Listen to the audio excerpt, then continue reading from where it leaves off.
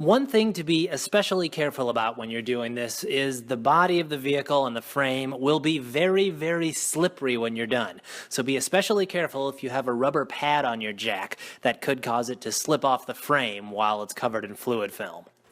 Obviously, the first thing you have to do is jack up the vehicle. Another note, this is not Toyota specific. This is how you would undercoat any vehicle with fluid film. It just happens to be popular on Toyotas because of the whole frame rust thing. I like to cover the disc brakes with a garbage bag that prevents you from accidentally spraying any fluid film on the pads or the rotor.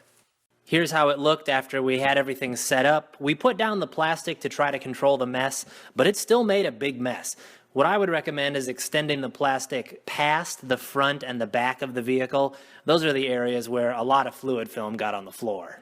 Here's the kit we used. I will admit that at first I was skeptical about this because I've successfully used a latex paint sprayer before to spray fluid film, but I have to say I am really impressed with this kit. It comes with 3 different wands and all 3 of them turned out to be useful. The cost was right around $150.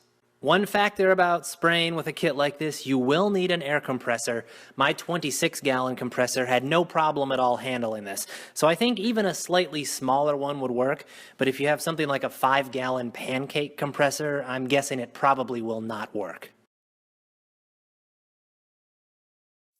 Here it is using just the spray gun itself, none of the wand attachments. This is good for getting the big areas first, the areas you can easily reach on the frame and the underside of the body. Here's what it looked like after we sprayed everything down on our first pass. This is using the 360 wand attachment. This is a flexible wand and it has a fitting on the end with several holes. So you stick it inside a frame rail or something and spray it as you pull it out, and it sprays fluid film in all directions, coating the inside of the frame. This is the rigid extension. It's good for getting fluid film in kind of spots you can't reach easily with just the gun.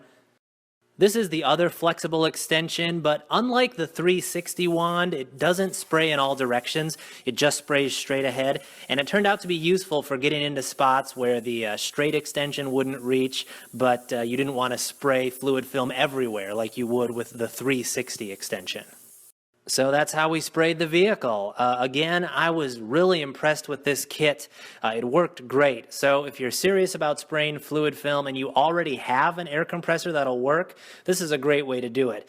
If you don't have an air compressor, that would add a lot of cost to buying the kit and the compressor, so there might be better options in that case. But for us, this kit worked great. Have anything to say about what we did or any questions? Well, post them down in the comments. Thanks for watching, and make sure to subscribe so you can see my new videos when they come out.